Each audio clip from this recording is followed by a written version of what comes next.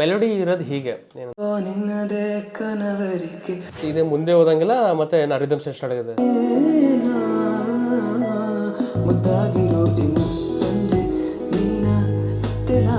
So ಇದರಲ್ಲಿ ನಾವು ಏನಾರ ಈಗ ಪ್ಲೇ ಮಾಡಿದಾಗ ಚಿಕ್ಕ ಚಿಕ್ಕ ಎಲಿಮೆಂಟ್ಸ್ ಮ್ಯಾಟ್ರ್ ಆಗುತ್ತೆ, ಇವೆಲ್ಲ ಕೇಳ್ಸಂಗಿಲ್ಲ, ಬಟ್ ಲೈಟ್ ಆಗಿರುತ್ತೆ.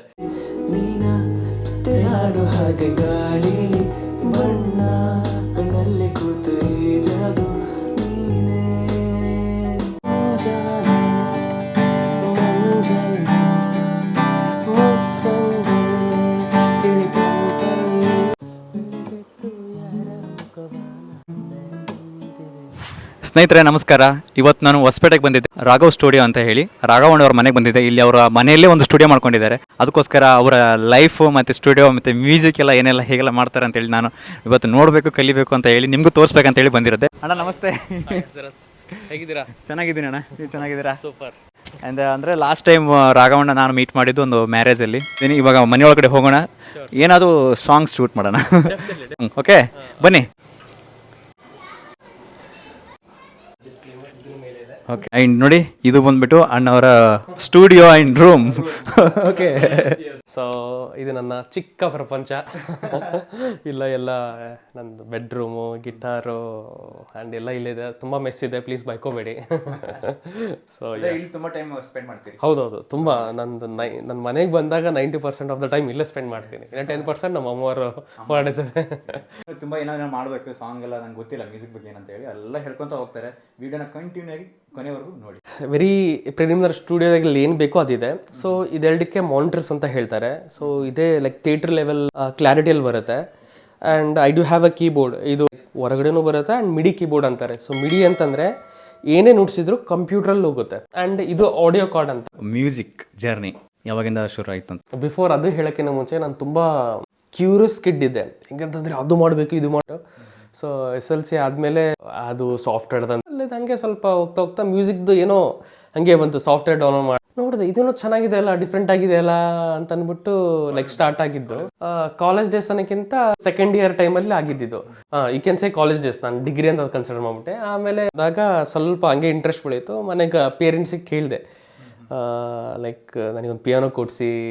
ಪಾಪ ಅವಾಗ ಕಷ್ಟ ಕಾಲ, ಏನೋ ನಮ್ಮ ಪೂಜಾರ್ ಜೋಡಿಸಿ ಅಲ್ಲಿ ಇಲ್ಲಿ ಮಾಡಿಸಿ ನನಗೆ ಪಿಯಾನೋ ಕೊಡಿಸಿದ್ರು. That was so cute of them. I think so full professional start ಮಾಡಿದೆ ಅಂತಂದರೆ ಬ್ಯಾಚುಲರ್ಸ್ ಸೆಕೆಂಡ್ ಇಯರಲ್ಲಿ ಎಂಡಲ್ಲಿ ನಾನು ನನ್ನ ಫ್ರೆಂಡ್ ಒಬ್ಬರು ಇದ್ದರು.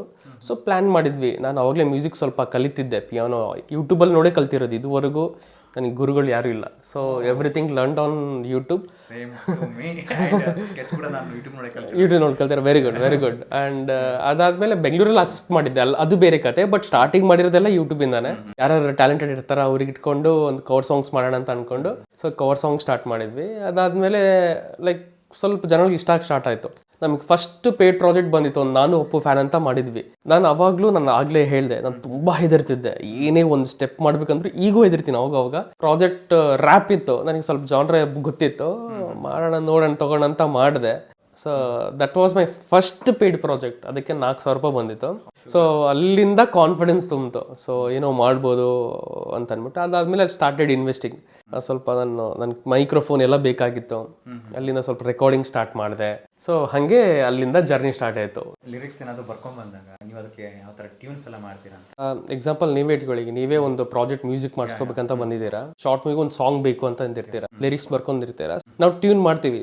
ನನ್ನ ಎಕ್ಸಾಂಪಲ್ ಹೇಗಂತಂದ್ರೆ ನಮ್ಮ ಮೈಂಡಲ್ಲಿ ಯಾವಾಗಲೂ ಬ್ಲ್ಯಾಂಕ್ ಪೇಪರ್ ನಾವೇ ತೊಗೊಂಡು ಫಿಲ್ ಮಾಡ್ತೀವಿ. ಸೊ ನಾನು ಯಾವಾಗಲೂ ಪ್ರಾಜೆಕ್ಟ್ಸ್ ಬಂದಾಗ ಖಾಲಿ ಇರುತ್ತೆ. ನಾನು ರಿಕ್ವೈರ್ಮೆಂಟ್ಸ್ ತೊಗೊತೀನಿ. ಈಗ ನೀವೇ ಇದಂತಂದರೆ ಯಾವ ಟೈಪ್ ಸಾಂಗ್ ಎಕ್ಸ್ಪೆಕ್ಟ್ ಮಾಡ್ತಿದ್ದೀರಾ? ಮೆಲೋಡಿ ಟೈಪ್ ಇದೆನಾ, ಇಲ್ಲ ಮಾಸ್ ಟೈಪ್ ಬೇಕಾ? ಸೊ ಅದಾದಮೇಲೆ ಈಗ ಪದಗಳು ತೊಗೊಂಡು ಲೈಕ್ ಟ್ಯೂನ್ ಮಾಡ್ತೀವಿ. ಟ್ಯೂನ್ ಅಂತಂದರೆ ಎಕ್ಸಾಂಪಲ್ಲು ನಾನೊಂದು ಏನು ಸಾಂಗ್ ಅಪ್ಪ ಅಂದರೆ ಹೇಳದೆ ಕೇಳದೆ ಅಂತ ಅಂದ್ಬಿಟ್ಟು, ಇನ್ನು ಇಟ್ಸ್ ಅನ್ರಿಲೀಸ್. ಅದು ಹೆಂಗೆ ಲಿರಿಕ್ಸ್ ಇಷ್ಟೇ, ಹೇಳದೆ ಕೇಳದೆ ಹೇಳದೆ ಕೇಳದೆ ಒಂದೇ ನೀ ಬಾಳಲ್ಲಿ. ಸೊ ಇದ್ರಂಗೆ ಒಂದು ಟ್ಯೂನ್ ಮಾಡಿ ಅದನ್ನು ಲೈಕ್ ಮ್ಯೂಸಿಕ್ ಮಾಡಿ ಇದು ಮಾಡಿರೋದು. ಅದಾದಮೇಲೆ ರಿವ್ಯೂಸ್ ನಡೆಯುತ್ತೆ. ನಾನು ಈಗ ನೀವೇ ಬಂದಿದ್ರೆ ಹೇಳ್ತೀನಿ ಇದು ಇಷ್ಟ ಆಯ್ತಾ, ಓಕೆ ಅಂದರೆ ನೆಕ್ಸ್ಟ್ ಕ್ಯಾರಿ ಫಾರ್ವರ್ಡ್ ಮಾಡ್ತೀನಿ. ಇಷ್ಟ ಆಗಲಿಲ್ವಾ ಇನ್ನು ಚೇಂಜಸ್ ಬೇಕಾ ಅದು ಮಾಡ್ತೀವಿ. ಸೊ ಇದರಿಂದ ಪ್ರೋಸೆಸ್ ನಡೆಯುತ್ತೆ. ವಿಡಿಯೋ 50% ಅಂದರೆ ಮ್ಯೂಸಿಕ್ 50% ಎದ್ದು ನಿಲ್ಲಿಸ್ಬಿಡುತ್ತೆ. ಕೆಲವೊಂದು ಸಿನಿಮಾಗಳು ಹಿಟ್ ಆಗಿರೋದೇ ಮ್ಯೂಸಿಕ್ ಇಂದ. ಎಕ್ಸಾಕ್ಟ್ಲಿ ಆ ಎಮೋಷನ್ಸ್ ತುಂಬಿಡುತ್ತೆ. ಈಗ ಪ್ಲೇನ್ ಯಾವುದೋ ಸೀನ್ ನೋಡ್ತಿದ್ವಿ, ಹಿಂಗೆ ಅಳ್ತಿರ್ತಾರೆ ಯಾವುದೋ ಒಬ್ಬ ಹೆಣ್ಮಗಳು, ಅದು ಈಗ ಪ್ಲೇನ್ ನೋಡಿದಾಗ ಏನು ಗೊತ್ತಾಗವಲ್ದು, ಅದೇ ಒಂದು ಸ್ಯಾಡ್ ಮ್ಯೂಸಿಕ್ಕಿಂದ ನುಡಿಸ್ಬಿಟ್ರೆ ಅದು ಇದಕ್ಕೂ ಮತ್ತೆ ಸೌಂಡಿಗೂ ಸೈಕಲಾಜಿಕಲಿ ಏನೋ ಚೇಂಜ್ ಆಗಿಬಿಡುತ್ತೆ. ಇದೇನಿದೆ ಎಮೋಷನ್ ಹಿಂಗಾಗ್ತಿದೆ ಅಂತ ಉಂಟು, ಎಮೋಷನೇ ಚೇಂಜ್ ಆಗಿಬಿಡುತ್ತೆ ಮ್ಯೂಸಿಕಲ್ಲಿ. ಎಕ್ಸಾಕ್ಟ್ಲಿ ಇದು ಕಹೂನ್ ಅಂತಾರೆ ಇದಕ್ಕೆ. ಇನ್ನೊಂದು ಶೇಕರ್ಸ್ ಇದೆ, ಕೀಬೋರ್ಡ್ ಇದೆ, ಒಂದು ಗಿಟಾರ್ ಇದೆ. Guitar, I love guitar actually. I am not a good player, just hum ಮಾಡ್ತೀನಿ.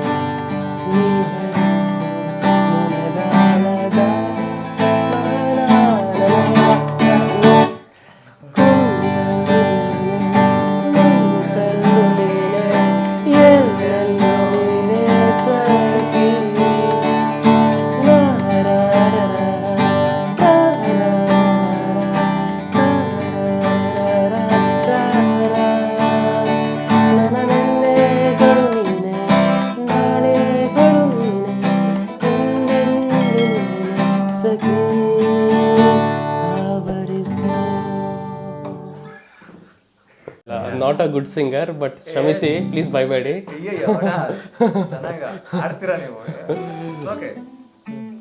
Thank you. Super. Software VSTs ಅಂತ ಇರುತ್ತೆ. ಸೊ ನಾವು ಏನಾರ ಈಗ ಪ್ಲೇ ಮಾಡಿದಾಗ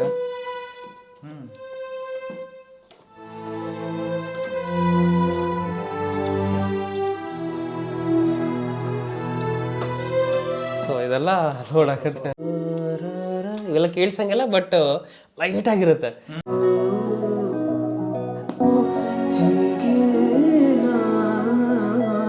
ಮುದ್ದಾಗಿರೋ ಈ ಮುಸ್ಸಂಜೆ ನೀನ ತೆಲಾಡು ಹಾಗೆ ಗಾಳಿಲಿ ಬಣ್ಣ ಕಣ್ಣಲ್ಲಿ ಕೂತ ಜಾದು ನೀನೇ. ಸೊ ತುಂಬಾ ಇನ್ಸ್ಟ್ರೂಮೆಂಟ್ಸ್ ಇರುತ್ತೆ, ತುಂಬಾ ಆಸ್ಪೆಕ್ಟ್ಸ್ ಇರುತ್ತೆ. ಇದು ಚರಣ ಪಾಟು. ಗೊತ್ತಿಲ್ಲ ಇನ್ನೋ ನಿನಗೆ ನೆನಪುಗಳ ದಾರಿಯ ಬದಿಗೆ ಕನಸೆಲ್ಲ ನೀನೆ ತುಂಬಿರುವೆ. ತಾನಾಗೆ ಸಿಗಬಹುದು ಸಿಗುತ್ತಲಿವೆ ಹಲವು. ಯಾ ಅಂಡ್ ಎಮೋಷನ್ಸ್ ಎಲ್ಲ ತುಂಬಾ ಮ್ಯಾಟ್ರ್ ಆಗುತ್ತೆ.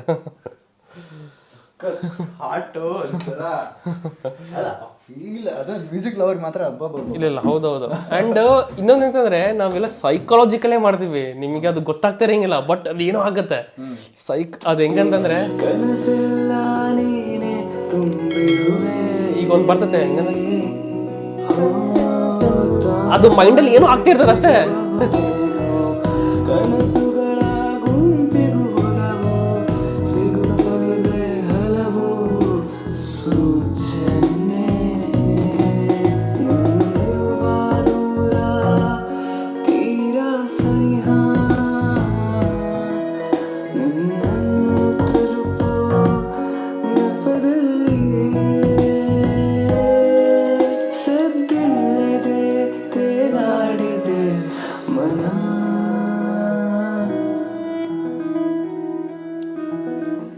ಹಿಂಗೆ ತುಂಬ ಇದೆ ನಾನು ತೋರಿಸ್ಕೊಂತ ಹೋದ್ರೆ. ಹೌದು. ಇದಾದ್ಮೇಲೆ ನೆಕ್ಸ್ಟ್ ನಮ್ಮ ತಂಗಿ ಆಡಿರೋದು ಹೌದು ಟ್ರ್ಯಾಕ್. ಪ್ರೀತಿಯಲ್ಲಿ ತುಂಬಿ ಪದಾನ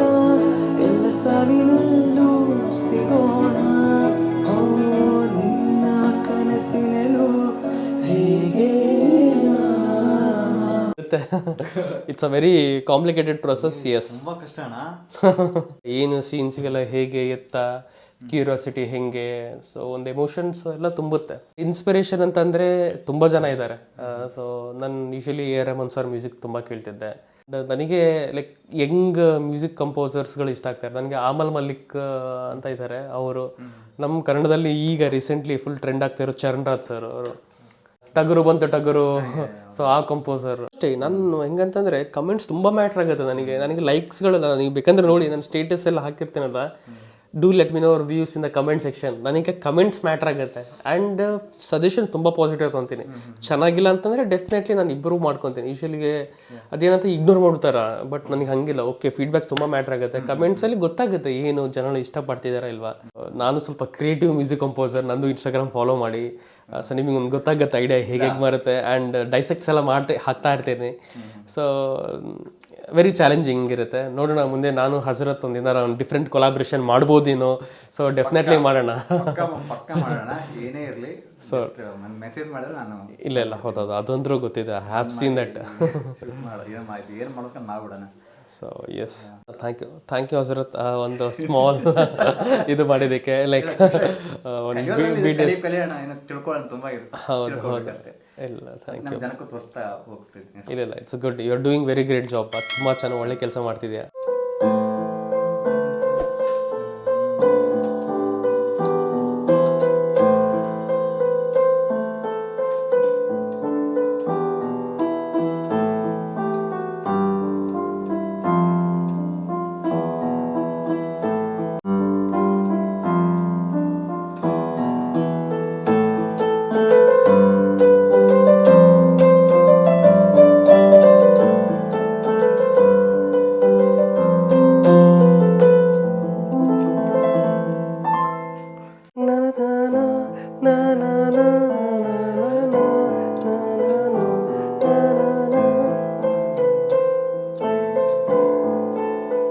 ಈ ಸಾಂಗು ಇದೆ. ಕ್ಲಾಸಿಗೆ ಹೋಗಿ ಬಂದಮೇಲೆ ಒಂದು 3 ಟೈಮ್ ಹೋಗಿರ್ತಾನೆ. ಆಕೆನ ಫಾಲೋ ಮಾಡ್ತಾ ಇರ್ತಾನೆ, ಶ್ರುತಿ ಹಾಸನ್ನ, ಧನುಷ್. ಆಮೇಲೆ ಅವಳಿಗೆ ಸಡನ್ಲಿ ಬಂದುಬಿಟ್ಟು ಗಿಡದ ಹತ್ರ ಈ ತರಗತಿ ಎಲ್ಲ ಬರೋಕ್ಕೆ ಹೋಗ್ಬೇಡ, ನಿಮ್ಗೆ ಫಸ್ಟ್ ಒಂದ್ಸಲ ಹೇಳ್ತಾ ಇದ್ದೀನಿ ಅಂತೆಲ್ಲ ಹೇಳಿದ್ಮೇಲೆ ಹೋಗ್ಬಿಡ್ತಾಳೆ.